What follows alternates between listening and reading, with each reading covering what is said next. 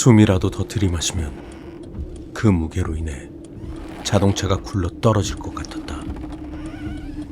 평지와 절벽의 경계에서 자동차는 간신히 무게의 중심을 평지의 끝자락에 두고는 연신 흔들거림을 반복했다. 삶과 죽음의 경계에서 외줄타기를 하고 있었지만 5살밖에 안 된 어린 내가 그러한 사실을 알 리 없었다. 단지 아빠와 함께 이 무서운 상황에서 빨리 벗어나고 싶을 뿐이었다.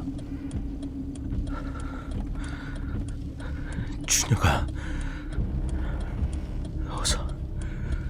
어서 내려. 아빠는 사색이 된 얼굴을 한 채 굳어버린 자세로 나에게 명령했다. 매일같이 아들이라고만 부르던 아빠가 갑자기 내 이름을 불러줬다.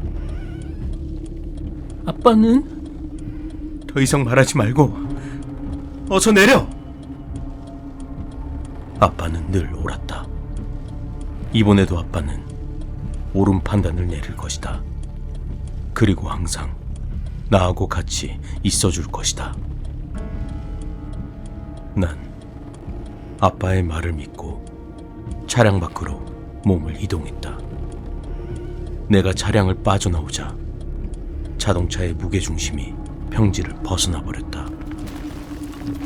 이번엔 아빠의 선택이 틀린 것 같았다. 조금만 이성적으로 판단했더라면 둘 다 살 수도 있었을 텐데.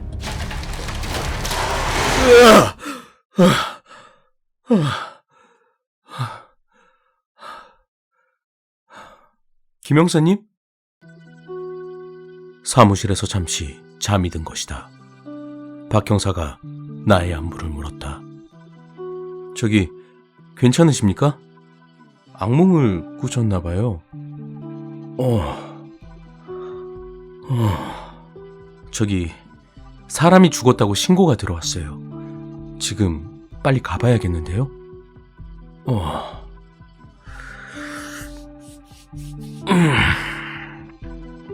그래.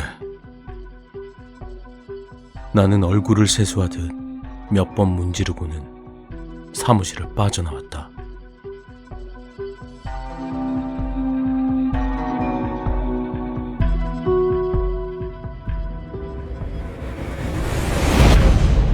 하드론 447번지의 비밀, 통지항의 망령.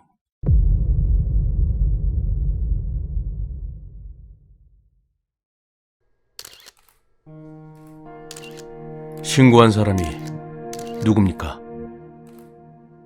나의 물음에 바닥에 주저앉아 멍하니 넋을 잃은 채 어딘가를 주시하고 있던 젊은 여자가 나를 천천히 올려다봤다.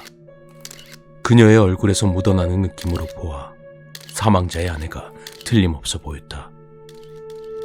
헝클어진 퍼머머리와 흘러내린 눈물의 경로를 그려내고 있는 마스카라 줄기가 그녀의 심적 충격을 말해주고 있는 것 같았다.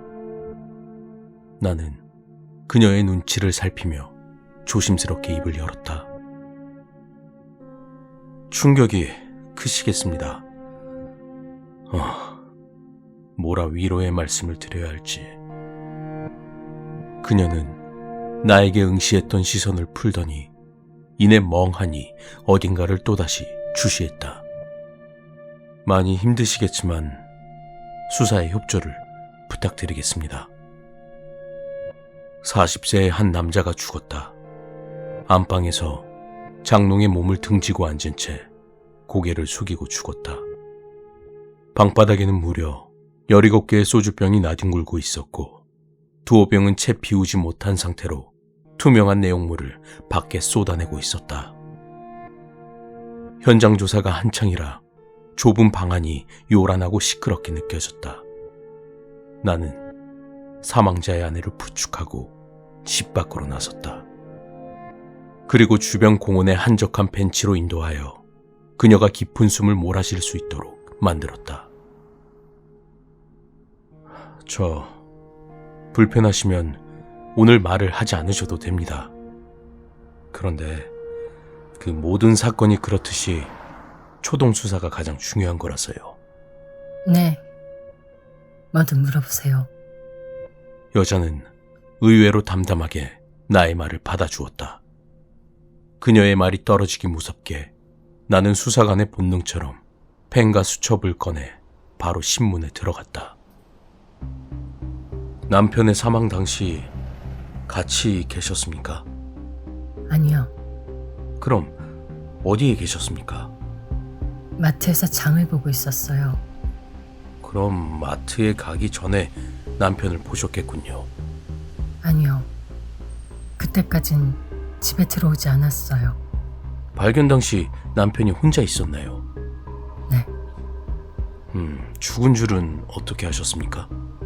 소주병이 나뒹굴고 있고 남편이 아무런 반응도 없이 장롱에 기대앉아 있더라고요.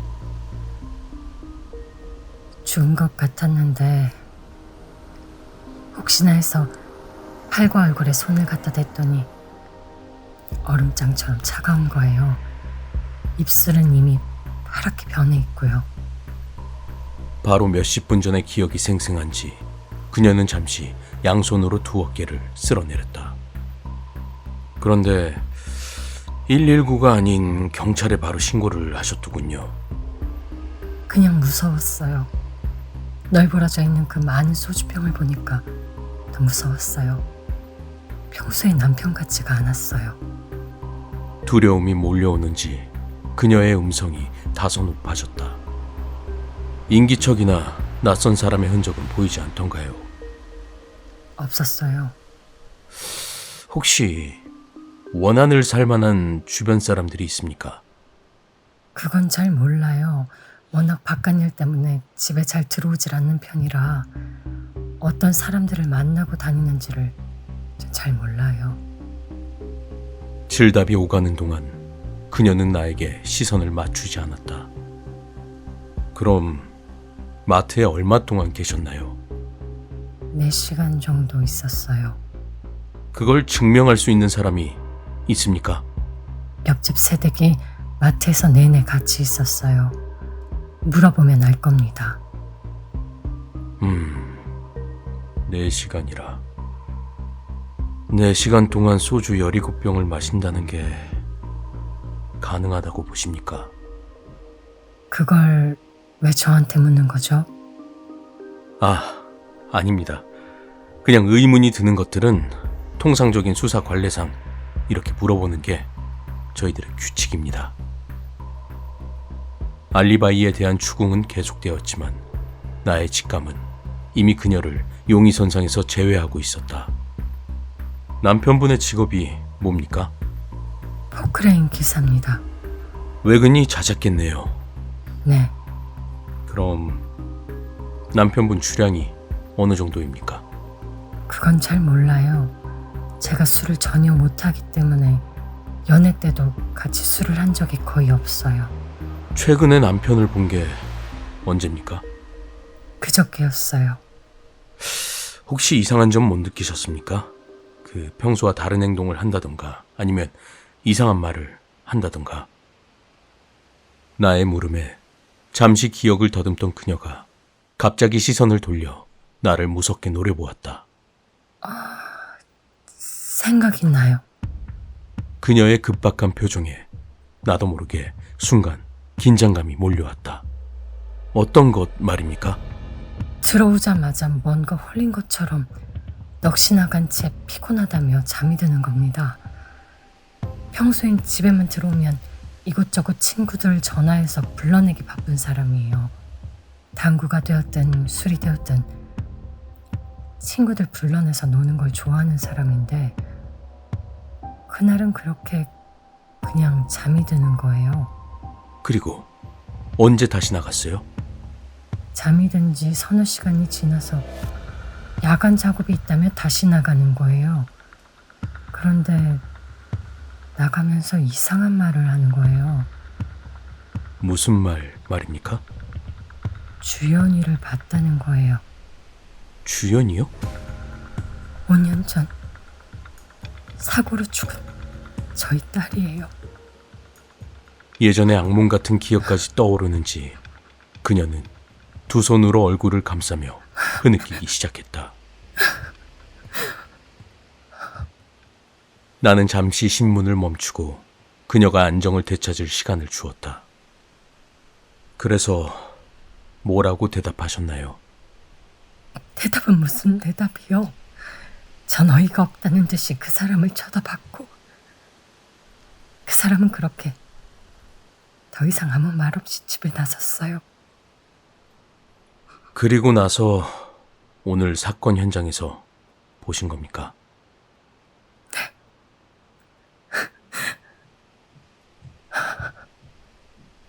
나는 그녀의 마지막 말을 간략히 메모한 후 수첩을 접었다.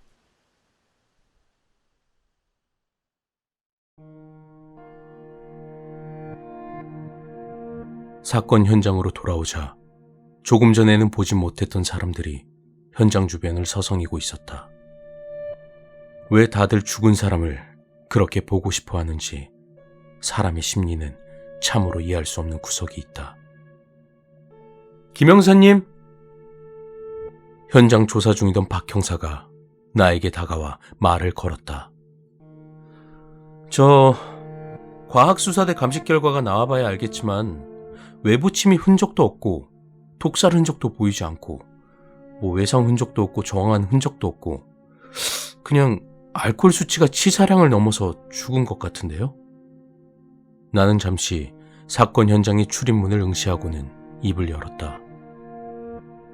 박 형사, 너는 사람이 17병의 소주를 먹는다는 게 가능하다고 보냐? 왜 불가능합니까? 어떤 연예인들은 소주를 괴짝으로 갖다 놓고 마신다는데. 그래서 그게 혼자서 가능하다고 보냐고. 그것도 단 서너 시간 만에. 그건 그렇지만 다른 사인이 없지 않습니까? 그리고 지나치게 소주 냄새가 많이 나. 예? 무슨 말씀이십니까? 아까 박 형사 너도 들어갈 때 느꼈잖아. 소주 냄새가 문 밖까지 나던 거. 먹은 것보다 쏟은 게 많을 수도 있어. 그럼 누가 강제로 먹였단 말씀이십니까? 주변에 토사물도 없고 너무 깨끗하잖아. 그리고 어떻게 장롱에 기대어 바로 앉은 채 죽을 수가 있지? 너도 취해봐서 알잖아. 조금이라도 정신이 있으면 본능적으로 사람은 눕게 되어 있다고. 그렇긴 한데 일단 과수대 감식 결과를 지켜봐야겠군요. 박 형사, 너는 일단 유족들 만나서 시신 부검을 의뢰할 건지 알아보고 발인 전까지 주변에 피해자와의 금전관계가 있었거나 원한을 살 만한 사람이 있었는지 조사를 해봐. 네, 알겠습니다. 박 형사가 멀어지는 모습을 본 난 뒤돌아서 담배 하나를 입에 물었다. 막 불을 붙이려고 하는 순간 누군가가 조용히 다가와 나에게 말을 걸었다. 사건 담당 형사님이시죠? 나는 대답 대신에 담배에 불을 붙이는 자세를 유지한 채 눈을 치켜뜨고는 그를 쳐다봤다. 저기 죽은 친구와 같은 회사에서 일하는 사람입니다. 엄청난 용기를 내어 말하는 사람처럼 그는 시선을 어디에 두어야 할지 망설이며 안절부절을 하는 모습이었다.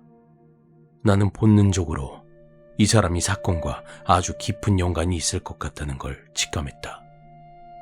나는 입에 물었던 담배를 손으로 천천히 걷어내듯이 움켜쥐고는 입을 열었다. 네, 그런데요. 그는 계속해서 두 손바닥을 쥐어짜듯 비벼대며 불안한 기색을 감추지 못했다. 저 친구 말입니다.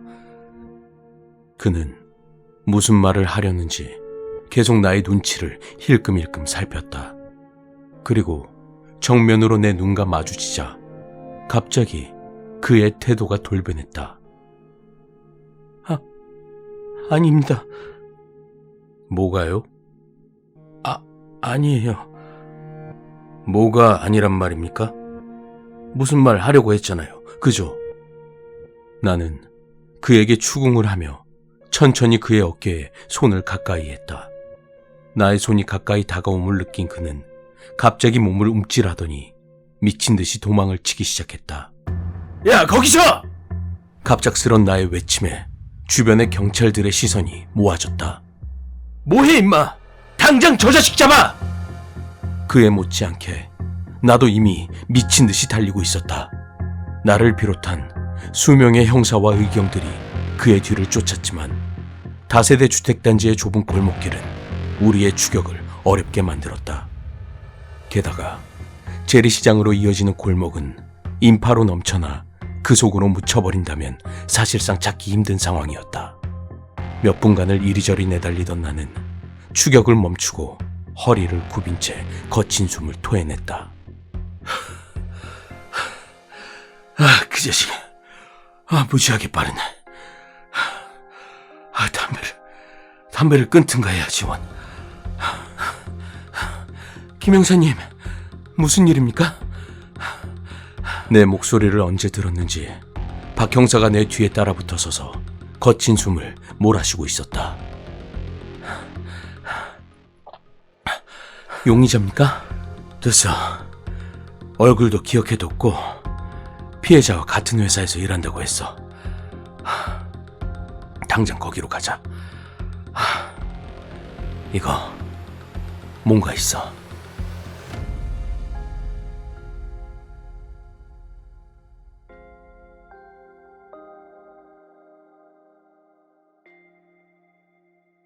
박 형사와 내가 피해자의 사무실에 도착했을 즈음 이미 너울너울 해가 기울기 시작하고 있었다.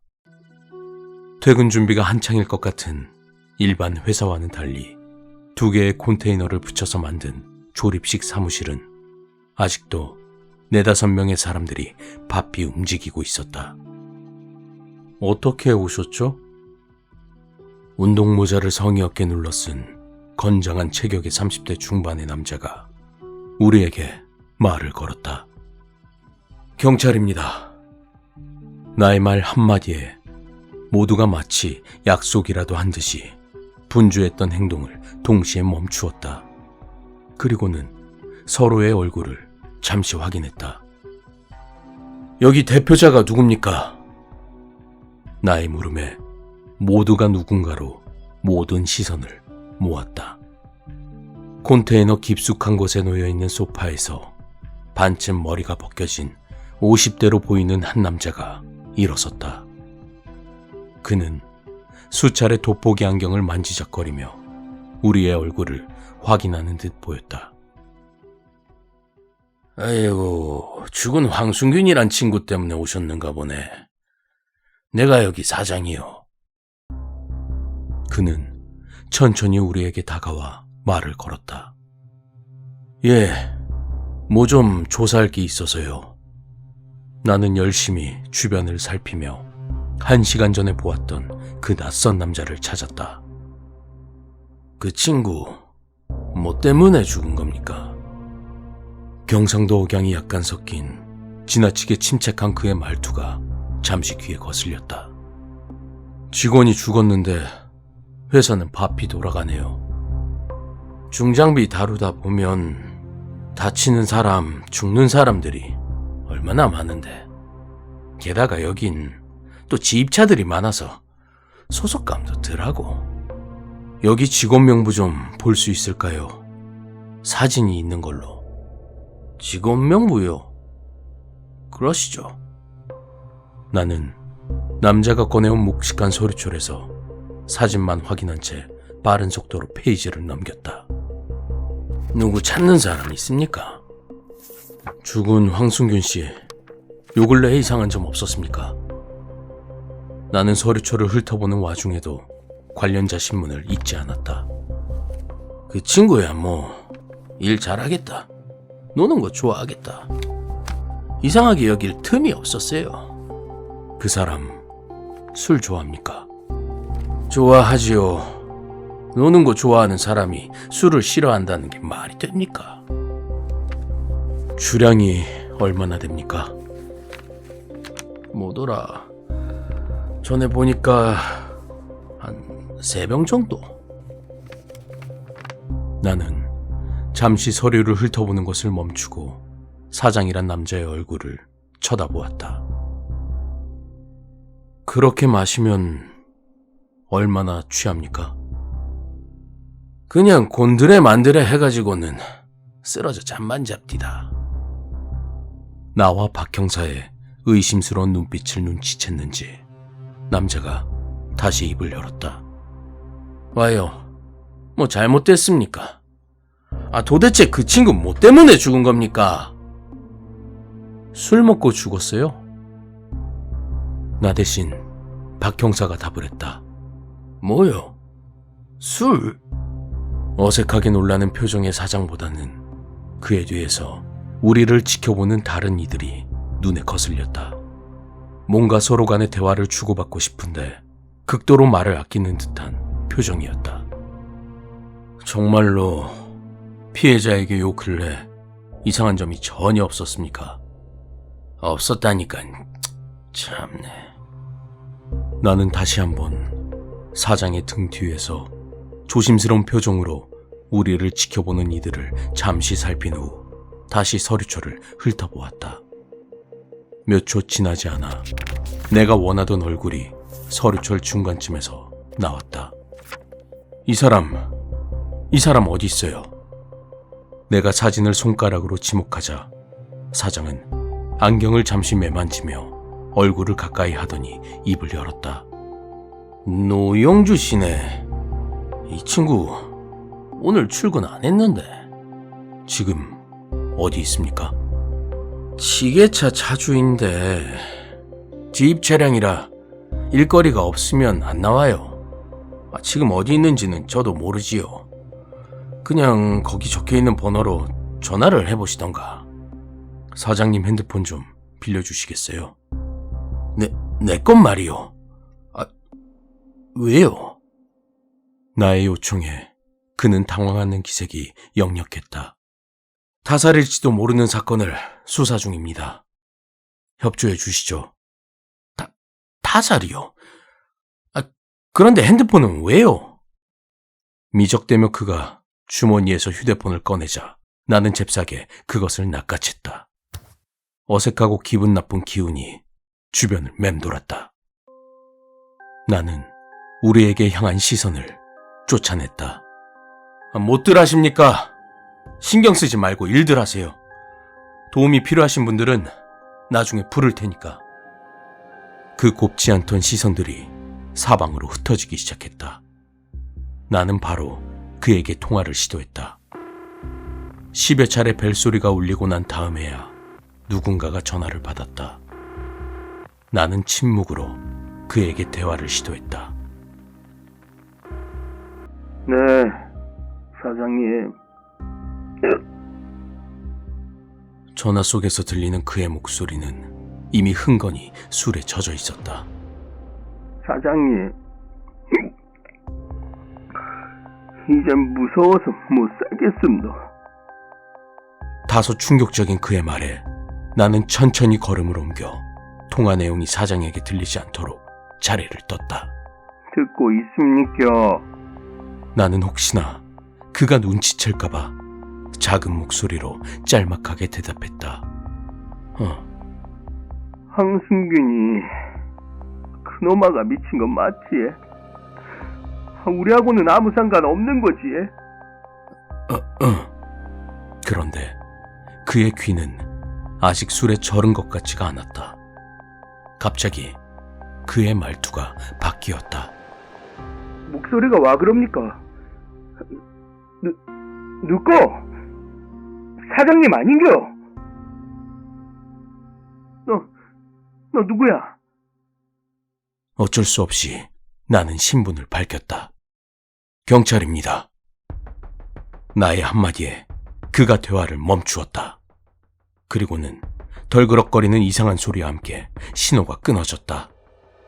나는 조용히 휴대폰을 사장에게 건네고는 입을 열었다. 사장님, 우리하고 할 얘기가 많을 것 같습니다. 그제서야 나는 사장의 눈빛이 매우 공격적으로 바뀌어 있음을 알아챘다.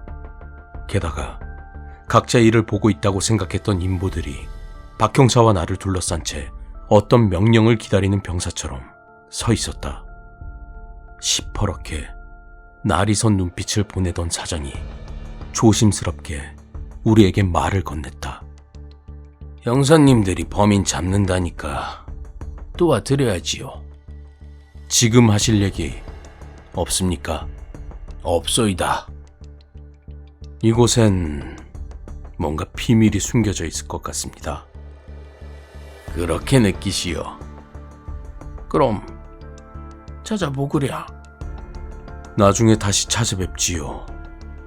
그때는 오늘보다 좀 오래 머물 것 같습니다.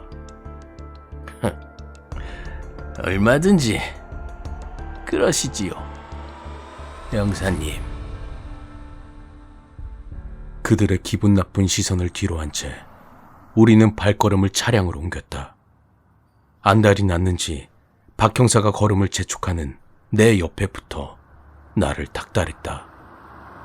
김 형사님, 저 컨테이너 뒤져봐야 하는 것 아닙니까? 예? 저 사람들 좀 수상하지 않아요? 수색영장도 없이 뭐하게. 저래봬도 엄연한 하나의 회사인데. 지금 어디 가시게요? 그 노영주라는 사람 집으로 가는 거야. 아니, 그 사이에 서리철에서 주소지를 외우셨어요? 날 뭘로 보는 거야? 하여튼 대단하십니다. 우리가 두 번째 사건을 접한 건 노영주라는 사람의 집으로 차를 몰고 가던 중이었다. 박 형사의 휴대폰이 다급하게 울렸다. 뭐라고? 사람이 죽었다고? 나의 눈빛을 확인한 박 형사는 급히 차를 돌렸다.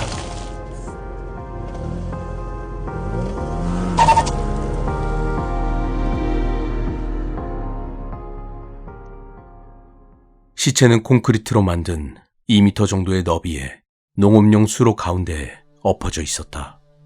물은 거의 메말라 발목 정도만 차올랐고 다소 어둠이 몰려와 어둑어둑했지만 대략 보이는 것만으로도 시체는 매우 깨끗한 상태라는 걸 알 수 있었다.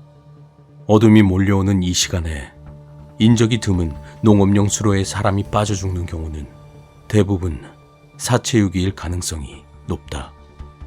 나는 감식반을 불렀다. 신고자가 누구야? 네, 논일 마치고 집에 돌아가던 농부였습니다. 사인은 익사 같습니다. 뭐, 익사? 아니, 물도 없는데 뭔 익사야? 그게 참, 재수가 없으려면 접식물에 코 박고도 죽는다는 말이 지금 딱 이 상황입니다. 그럼 뭐야? 저 친구가 지금 발목도 안 차는 물에 코 박고 죽었단 말이야? 수로 벽에 약간의 혈흔이 있는 걸로 봐서 수로에 빠지면서 수로 벽에 머리를 부딪힌 것 같습니다. 그리고 정신을 잃고 쓰러진 다음 얼굴을 옆으로 하고 엎어졌는데 한쪽 코에 계속해서 물이 들어간 것 같습니다. 정확한 사인은 내일이나 나올 것 같은데 현재로서 직접적인 사인은 익사로 보입니다. 다른 데서 죽고 유기된 건 아니고 술 냄새가 많이 나고 머리에 작은 타박상이 있는 것 외에는 특별한 외상이 없습니다. 나는 엎어져 죽어있는 시체에 다가가 쪼그려 앉은 자세로 조심스럽게 얼굴을 확인했다. 얼굴을 확인하는 순간 나는 놀라지 않을 수 없었다. 아니, 이게 누구야? 나의 놀라는 목소리에 박 형사가 다가왔다. 아는 사람입니까? 나는 박 형사에게 고개를 돌려 말을 이었다. 노영주란 사람, 만나러 갈 일이 없을 것 같다. 나의 말뜻을 알아챈 박 형사가 입을 열었다. 이번 사건 무지하게 수상한 냄새가 나는데요? 내일 오전에 그 회사에 다시 가봐야겠다. 경찰서로 불러내줘? 경찰서로 불러낸다고 주눅들 사람이 아닌 것 같더라. 그런 사람들은 오히려 자기들 구역에 있어야 이 말 저 말 꺼내놓는다. 나는 다시 한번 죽은 노영주를 쳐다보았다. 망자는 말이 없다 했는데 도대체 나에게 무슨 말을 하려던 거였을까?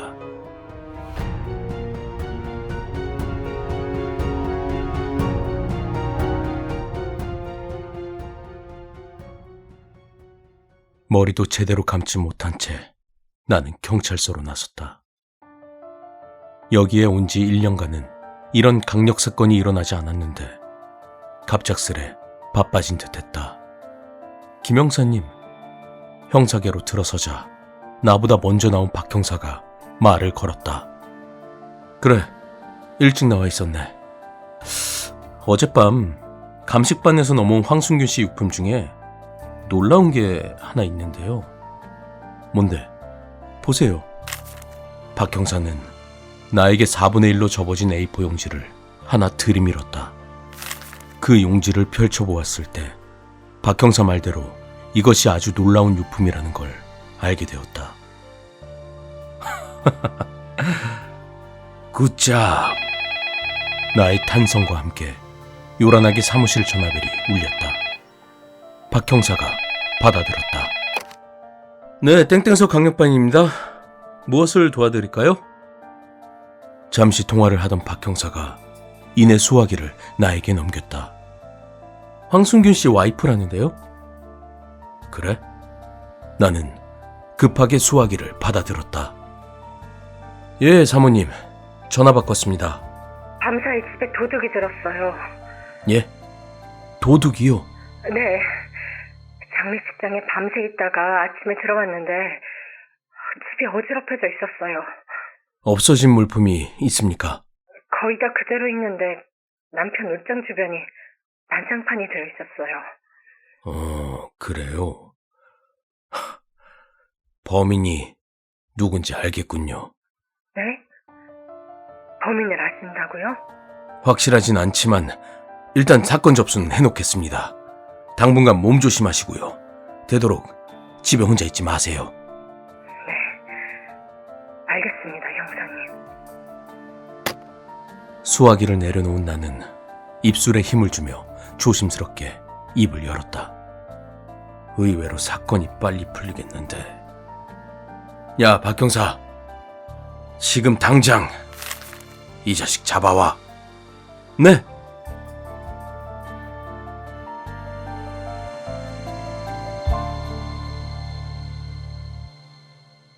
김태섭 씨, 나 본 적 있지? 지금 내 앞에 있는 사람은 그 중장비 사무실에 들렸을 때 나를 처음으로 맞이했던 성의 없이 모자를 눌러 쓴 그 친구였다.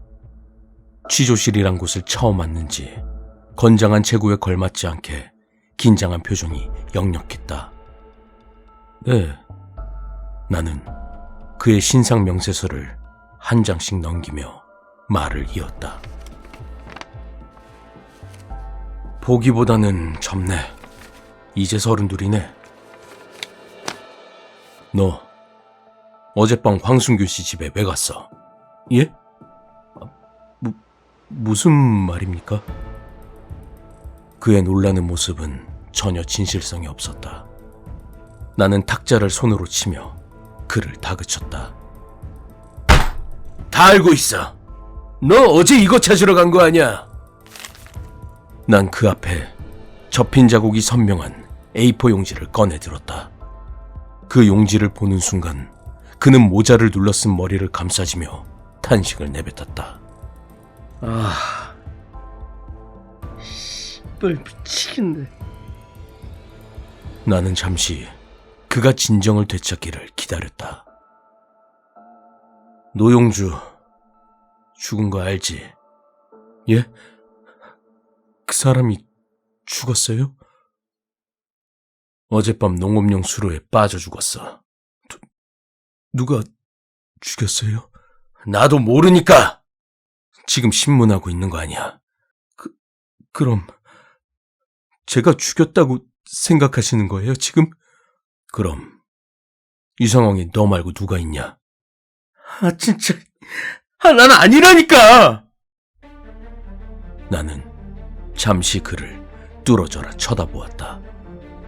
그리고는 피식 미소를 보내고 입을 열었다. 내가 한번 이 용지에 있는 내용을 읽어주지. 차용증. 본인 김태섭은 6월 16일자로 일금 1,000만 원을 황순균으로부터 차용한다. 상환일자는 10월 16일이며 매월 이자는 원금의 5%로 하여 원금 상환 시 납부한다. 차용인 김태섭, 보증인 노용주, 도장 쾅, 지문 쾅! 내용을 읽는 동안 그는 나에게 시선을 맞추지 못했다. 나는 노래를 부르듯 말을 내뱉으며 그의 심기를 건드렸다. 이제 너는 좆된 거라네. 지금 가장 유력한 용의자가 바로 너라네. 야, 황순균이는 그렇다 치고 네 보증서 준 노용주는 왜 죽인 거야? 아, 씨발 진짜. 아, 노용주는 안 죽였다니까요. 그럼 황순균이만 죽인 거야? 아, 둘 다 안 죽였다니까요. 그의 말과 표정에서 왠지 모를 진실성이 묻어나왔다. 황순균이는 타살 가능성이 있어 보였지만 노용주는 사고사가 확실해 보였다. 그러나 늘 그렇듯이 나는 본능적으로 그에게 유도신문을 하고 있을 뿐이다. 이대로 물러서면 황순균 사건이 미궁에 빠질 수도 있었다. 너 이 사건에 더 엮이기 전에 네가 알고 있는 거 다 풀어. 안 그러면 너만 피보게 된다. 그는 잠시 머리를 숙인 채 고개를 두리번거렸다. 씨발, 그때 그걸 하지 말았어야 했는데. 그가 뭔가를 말할 것 같은 분위기가 만들어지자 나는 그에게 담배 하나를 내밀며 물었다. 담배 피우냐? 그는 말없이 조용히 받아들었다. 그리고 길게 연기 한 모금을 빨더니 조용히 입을 열었다. 한 달 전이었어요. 비가 억수같이 쏟아지던 날이었죠. 비가 오니까 모든 야근 계획이 취소가 된 겁니다. 우린 밤에 사무실에 모여서 6명이서 포크판을 벌였죠. 나, 승균이 형님, 영주 형님, 그리고 다른 기사 3명하고요. 보통 일주일에 한 번은 포커를 했는데 그날은 월급날을 며칠 앞둔 날이라 금액이 조금 컸어요. 시작한 시간이 9시 정도였죠. 그런데 11시가 조금 넘었을 뿐인데 승균이 형님이 먼저 돈이 떨어진 거예요. 보통의 경우는 돈이 떨어지면 집에 가는데 그날은 그 형님이 너무 일찍 돈이 바닥난 겁니다. 형님이 저에게 돈을 빌려달라고 하더군요. 저는 노름판에서 무슨 소리냐고 했죠. 그랬더니 그 형님이 이 차용증을 내밀면서 호통을 치는 거예요. 사실 그 차용증에 적힌 금액은 한 번에 빌린 게 아니라 3차례 빌렸다가 제가 자꾸 갚는 걸 미루니까 쓰게 된 거예요. 친구처럼 지내는 영주 형님이 보증을 서준 거고. 그 돈 노름돈으로 빌린 거지. 빌린 건 빌린 거고 판돈은 판돈인데 차용증을 내밀며 다른 사람들 앞에서 윽박지르니까 엄청 기분이 언짢더라고요. 평소 사이가 나빴던 것도 아니고 서로 형동생 하면서 지냈었는데 안면 몰수하고 갑자기 형님이 그러니까 너무 서운하기도 하고. 그때 갑자기 형님을 놀려주고 싶었어요. 그는 잠시 담배를 한 모금 길게 빨았다. 사무실에서 한 200m 떨어진 산 중턱에 폐가가 하나 있어요. 한때 잘 나갔던 식당이라고 하던데 20년 전에 그 집 주인이 죽고 나서 다 떠나고 방치된 집이에요. 게다가 고가도로가 마을 앞에 들어서면서 그 자리엔 그 누구도 들어오지 않았다더군요. 그거 있잖아요. 작은 도로만 있을 때는 지나가는 도시 사람들이 들러서 밥도 먹고 가고 작물도 사주고 하는데 큰 도로가, 그것도 고가도로가 나니까 사람들이 들리지 않는 거 말이에요. 지금 그 집은 흉가로 유명해요. 귀신이 나타난대요. 야근 중에 그곳을 지나서 사무실로 돌아오는 몇몇 작업자들도 텅 빈 그 집에서 사람이 서 있는 걸 목격했다고 합니다. 저 또한 사람 형상으로 보이는 것을 한두 번 목격했었고요. 우리 작업자들 사이에서는 공포의 장소였어요. 낮에 지나가면 멀리서 모두 깨진 창문 사이로 그 집 거실이 보입니다. 그 거실에는 누군지 모르는 영정사진이 하나 걸려있는 게 보이거든요. 불현듯 폭구판이 벌어졌던 그날 밤, 그 사진이 떠올랐습니다. 전 형님한테 제안했죠. 지금 그 폐가의 영정사진을 들고 오면 이 자리에서 100만 원을 빌려주는 게 아니라 그냥 주겠다고. 시간이 밤 12시에 가까워지고 있었고 그날은 비까지 내리고 있어서 전 형님이 갈 거라고는 꿈에도 생각하지 못했어요. 단지 가지 않으면 겁쟁이라고 놀려줄 생각이었죠. 그때 그 형님이 술이 약간 취해 있었어요. 원래 술이 좀 약하거든요. 술 기운 때문이었는지 형님이 가겠다는 거예요. 그래서 황순균이가 갔어. 형님이 우비를 뒤집어 쓰더니 터벅터벅 걸어 나가는 거예요. 우리는 사무실 창으로 형님이 흉가 쪽으로 걸어가는 걸 계속 지켜봤죠. 조금 걱정스럽긴 했지만 너무나도 당당한 모습에 우린 아무도 말리지 않았죠. 그렇게 형님이 어둠 속으로 사라졌습니다. 그리고 시간이 지났죠. 10분, 20분, 30분. 벌써 왕복 2번은 했을 시간인데 안 오는 겁니다. 우리는 형님이 흉가에 있어서 머뭇거리고 있을 거라고 확신했죠. 그리고 미친 듯이 도망 나올 거라고 했어요. 그런데 우리의 예상은 하나도 적중하지 못했습니다. 포커를 치면서 기다렸지만 시간이 40분을 넘기자 슬슬 걱정이 됐죠. 어떤 사람은 집에 도망쳤을 거라고 하고 어떤 사람은 그 흉가 앞에서 기절해 있을 거라 하고 아니면 근처에 숨어서 덜덜 떨고 있을 거라 하고. 근데 저희를 더 걱정스럽게 만든 건 형님이 전화를 놓고 갔다는 것입니다. 한치 앞을 내다볼 수 없을 만큼 쏟아지는 장대비도 거기에 한몫했죠. 혹시나 발을 헛디뎌 어디선가 도움을 요청하고 있을지 모르는 일이었어요. 그런데 아무도 그 흉가에 가보자는 사람은 없었어요. 솔직히 무서웠죠. 다들 무서워하는 기색이 역력했습니다. 혹시나 누가 가보자는 말을 할까봐 두려워하면서 눈치만 보기에 급급했죠. 그런데 그때 사무실 문이 갑자기 덜커덕하고 열리는 겁니다. 형님이 문 앞에 서 있는 거예요. 우와, 그땐 정말 심장이 터지는 줄 알았죠.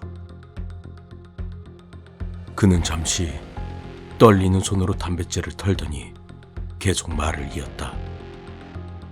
그 모습이 얼마나 무섭던지 지금도 그때를 생각하면 소름이 쫙 돋습니다. 그거 있잖아요. 그 스릴러 영화 보면 범인이 빗속에서 사람 파묻고 돌아올 때 그런 모습. 빗방울이 뚝뚝 떨어지는 검은 우비 속으로 형님의 얼굴이 반쯤 보이는 겁니다. 거기 있는 사람들 모두 입이 떡 벌어진 채 넋이 나간 사람처럼 형님을 바라보았죠. 바로 그때 형님이 우비 속에 감춰진 뭔가를 우리 앞에 탁 던져놓는 겁니다. 그 영정사진이었죠. 정말 미칠 것 같았어요. 아니, 그것보다는 승균이 형님이 미친 것 같았어요. 미치지 않고서는 어떻게 저럴 수 있는지. 영주 형님은 비명까지 질렀다니까요. 놀랄만도 했죠. 우린 마치 약속이라도 한 듯이 앉은 자세를 유지한 채 사진으로부터 재빨리 물러났습니다. 영정사진의 얼굴은 확인할 생각도 못했어요. 그런데 우비를 벗을 생각도 안 하고 형님이 사무실 안으로 발을 옮기는 겁니다. 그리고 저에게 다가와 약속한 돈을 내놓으라는 겁니다. 그래서 줬어. 형사님이라면 안 주고 배기겠어요? 저는 얼만지도 모르는 제 앞에 놓인 만원권을 쓸어 담아 형님한테 냉큼 건넸죠. 형님은 여기저기 돈을 우겨 넣더니 다시 사무실을 빠져나가는 거예요. 더 웃긴 건 뭔지 아세요? 형님이 그 영정사진을 다시 들고 나가는 겁니다. 그 형님이 어디로 가려는지 아무도 묻지도 않고 궁금해하지도 않았어요. 단지 그 사무실에서 빨리 나가주기만을 바랬던 거죠. 형님이 나가자 저희는 그제서야 숨을 고르기 시작했어요. 복고파는 이미 끝난 거나 마찬가지였고요. 거기 있던 사람들이 하나같이 승균이 형님이 제정신이 아닌 것 같다면서 수군거렸죠. 황승균.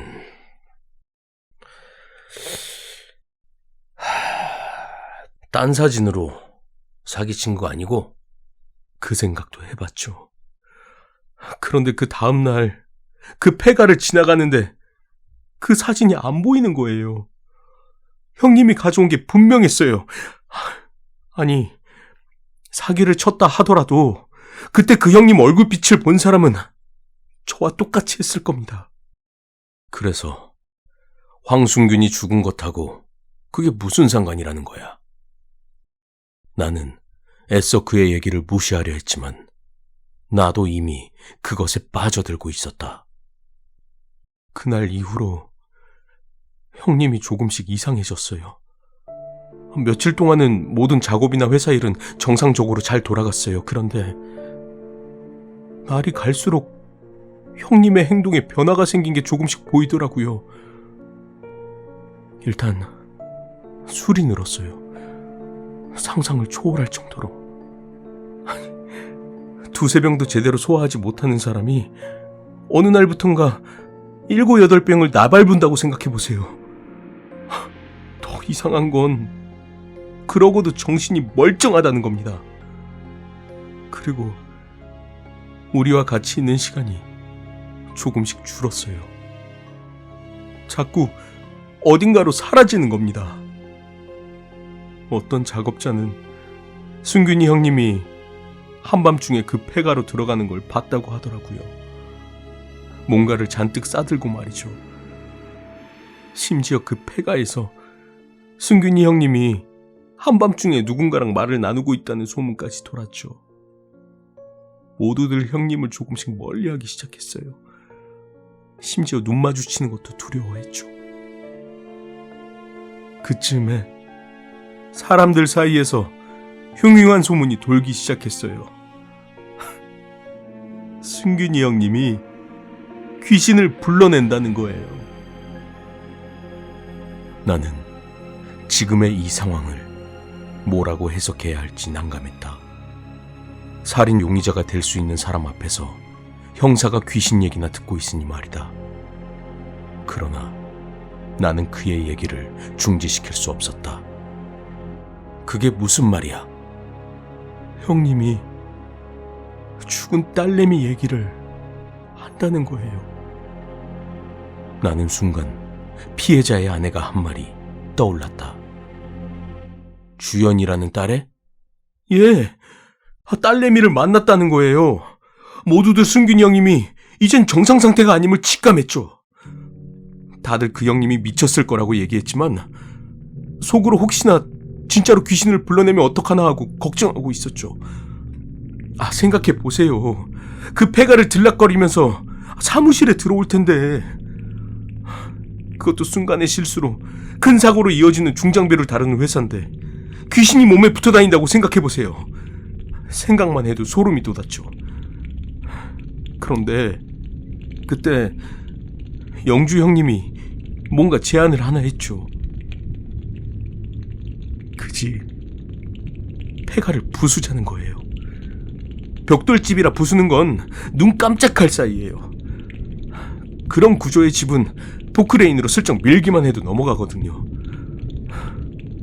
처음엔 불태우자는 사람도 있었어요. 그런데 그건 아닌 것 같았어요. 주변에 눈도 있고 아무리 버려져 있다 해도 소유자가 누구인지만 모르는 엄연한 사유재산인데, 그래서 부셨어. 부수자는 데는 모두 동의했어요. 그런데 문제가 하나 남았었어요. 그걸 누가 하냐였죠. 눈치만 살피던 저희들은 제비뽑기를 했죠. 그때 영주 형님이 걸린 겁니다. 야, 노영주는 지게차 기사 아냐? 면허증 없으면 운전 못합니까? 거기 있는 사람들은 자기 분야 아니어도 중장비의 간단한 조작은 다 할 줄 알거든요. 승균이 형님이 비번인 날 골라서 영주 형님이 회사 포크레인을 몰고 그 폐가로 갔어요. 모두들 전쟁터에 나가는 병사 마냥 포크레인 뒤로 졸졸 따라가고 있었습니다. 수십여 미터 근처까지 가니까 영주 형님만 빼놓고 모두 제자리에 멈춰 섰어요. 영주 형님은 그때까지도 두려운 표정이 역력했어요. 조심스럽게 영주 형님이 포크레인을 몰고 그 폐가에 다가갔죠. 그리고 삽을 들어 굉음을 내면서 옆에 창고를 막 부수고 있는데, 태섭은 피우고 있던 담배를 짓이겼다. 그 비 오는 날 승균이 형이 사무실에 나타났을 때만큼 놀랐어요. 거실에서 형님이 뛰쳐나오는 겁니다. 뭐? 놀란 건 그게 전부가 아니었어요. 갑자기 형님이 호통을 치는 겁니다. 내 집에서 싹 물러가라며. 그런데 그 목소리가 형님의 것이 아니었어요. 너무나도 낯선 생소한 목소리였죠. 그나마 멀리서 바라본 저희들이 그럴 정도였는데 바로 앞에 있던 영주 형님은 어땠겠습니까? 비명을 지르면서 영주 형님이 운전석에서 뛰쳐나왔죠. 아니, 포크레인을 놓고 도망쳤단 말이야? 황순균이 그걸로 무슨 짓을 할 줄 알고. 다행히도 영주 형님이 키를 뽑아들고 도망을 쳤던 거죠. 저희는 사무실로 몸을 피했습니다. 그때 저희를 수상히 여긴 사장님이 무슨 일인지 물었죠. 그제서야 저희들은 그간의 일을 사장님께 모두 털어놓았습니다. 얘기를 모두 듣고 난 사장님이 같이 그 폐가로 가자는 거예요. 사장님의 명령이니까 안 따를 수도 없고, 그렇게 해서 저희들은 그곳으로 다시 갔습니다. 황순균이 거기 있었어? 예. 경비원처럼 어디서 몽둥이 하나를 들고 와서 거기 지키고 있더라고요. 가서 뭐 했어? 사장님이 형님한테 가서 말을 걸었죠. 나머지 사람들은 멀찌감치 떨어져서 지켜봤고요. 그런데 웃긴 건 순균이 형님이 아닌 다른 사람에게 말을 거는 것 같았어요. 우리 직원들이 큰 실수를 한 것 같다면서 연신 죄송하다고 사죄를 하더군요. 포크레인만 가지고 갈 테니까 화를 푸시라고 그렇게 말을 하더라니까요. 그랬더니 신기하게도 승균이 형님이 몽둥이를 내려놓더니 제자리에 풀썩 주저앉는 거예요. 귀신이 빠져나간 것처럼 말이에요.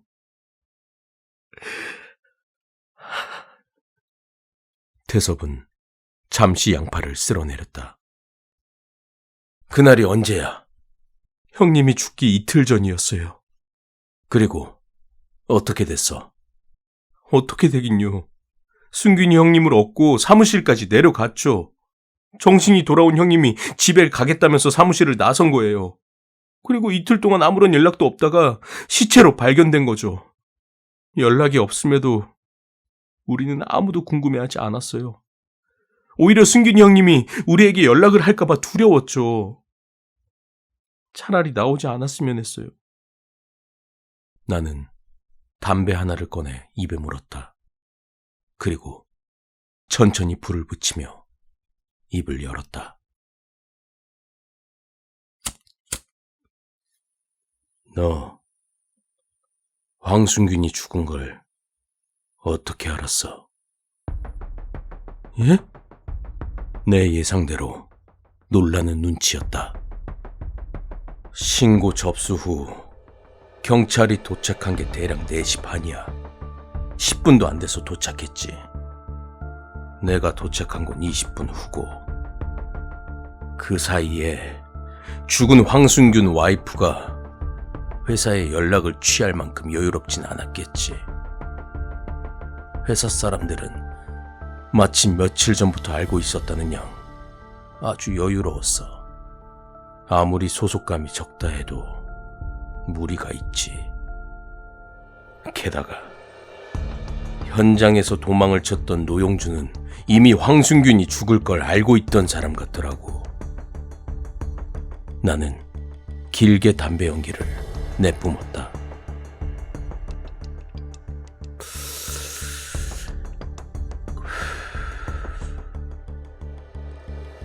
누가 그 전에 다녀갔어. 그렇지.